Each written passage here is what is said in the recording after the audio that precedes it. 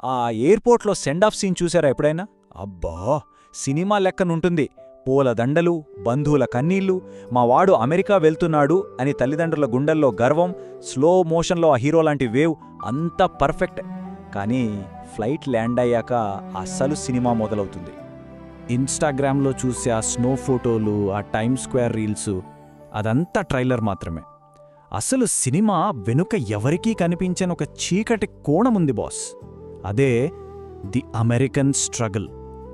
40 లక్షల అప్పు నెత్తిమీద, దొరకని ఉద్యోగాలు, వీసా టెన్షన్. సో ఈరోజు మన విశ్లేషణలో ఈ డాలర్ డ్రీమ్ వెనుకున్న పచ్చి నిజాన్ని తవ్వితీద్దాం. రైట్, ఫస్ట్ పాయింట్కి వద్దాం. మన వాళ్ళు అసలు అమెరికాకి ఎందుకు వెళ్తున్నారు? ఏదో హార్వర్డ్లో సీట్ కొట్టారా? లేక స్టాన్ఫర్డ్లో రీసెర్చ్ చేయాలనే పిచ్చి కోరికుందా? హూహూ, ఛాన్సే లేదు. అసలు రీజన్ చాలా సిల్లిగా ఉంటుంది. ఇదే 90% మంది లాజిక్.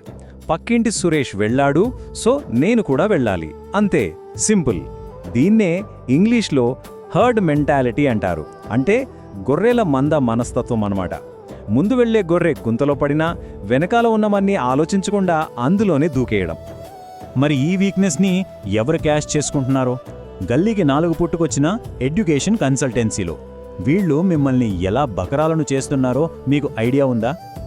మీకు తక్కువ మార్కులున్నా పర్లేదు, అసలు స్కిల్స్ లేకపోయినా పర్లేదు, అడ్మిషన్ పక్కా అని చెప్పి ఏదో పేరులేని చెత్త యూనివర్సిటీలో ఒక డిప్లొమా మిల్లో మిమ్మల్ని పడేస్తారు.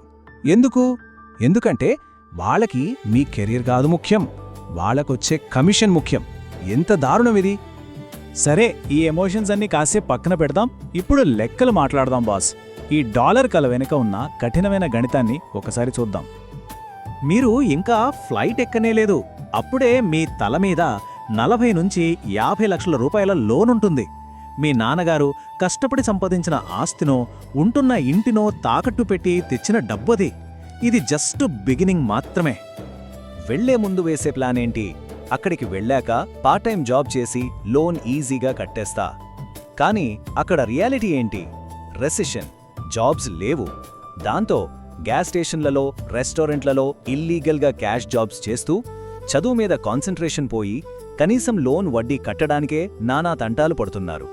చెప్పండి, ఇది చదువా లేక బతుకు పోరాటమా? సరే, ఈ కష్టాలన్నీ పడి మాస్టర్స్ పూర్తి చేసేశారు అనుకుందాం, మంచి జాబ్ కూడా వచ్చింది అనుకుందాం. ఇప్పుడు అసలు సిసలైన నరకం మొదలవుతుంది. దాని పేరే H1B వీసా. అవును, మీరు విన్నది కరెక్టే. మీకు ఎంత టాలెంట్ ఉన్నా, మీరు ఎంత కష్టపడినా, మీ ఫ్యూచర్ని డిసైడ్ చేసేది మీ స్కిల్ కాదు, ఒక లాటరీ. మీ జీవితాన్ని ఒక లక్కీ డిప్లో వేస్తారు. ఎంత దారుణమో ఆలోచించండి. లాటరీలో మీ పేరొస్తే ఉంటారు, లేకపోతే సూట్ కేస్ సర్దుకుని వెనక్కి రావాల్సిందే. ఆ 50 లక్షల అప్పుతో ఇండియాకి తిరిగొస్తే ఆ మెంటల్ ప్రెషర్ని తట్టుకోగలరా? ఒక్కసారి మిమ్మల్ని మీరు ప్రశ్నించుకోండి. ఇప్పుడు నేనడిగే ఈ ప్రశ్న స్టూడెంట్స్ని కాదు, వాళ్ల తల్లిదండ్రులను, మన సమాజాన్ని సూటిగా అడుగుతున్నాను. ఈ స్లైడ్ చూడండి. వీడియో కాల్స్లో మీకోసం నవ్వుతూ మాట్లాడతాడు, కానీ కాల్ కట్ చేశాక తినడానికి తిండి ఉండదు, ఉండటానికి సరైన రూమ్ ఉండదు, ఒంటరితనంతో, డిప్రెషన్తో కుమిలిపోతున్నాడు. ఈ 2 జీవితాల మధ్య నలిగిపోతున్నాడు.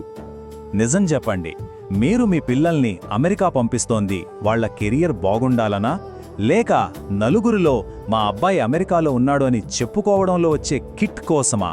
మీ షో ఆఫ్ కోసం, మీ సోషల్ స్టేటస్ కోసం వాళ్లను ఒక తెలియని యుద్ధంలోకి నెట్టి వాళ్ల జీవితాలను నాశనం చేయకండి.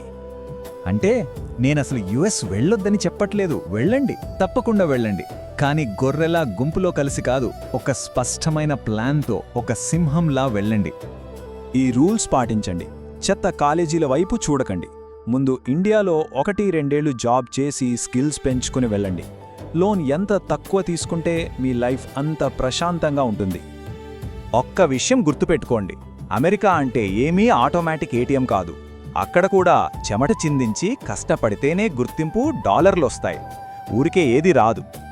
ఫైనల్గా ఒక మాట, కాలం మారింది, దాంతోపాటు మన ఆలోచన విధానం కూడా మారాలి. ఒకప్పుడు ఇండియాలో టాలెంట్ ఉన్నా అవకాశాలు ఉండేవి కావు. కానీ ఇప్పుడు సీన్ రివర్స్ అయింది.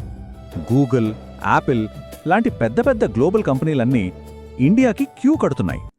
మన దేశంలోనే అద్భుతమైన అవకాశాలు పుట్టుకొస్తున్నాయి.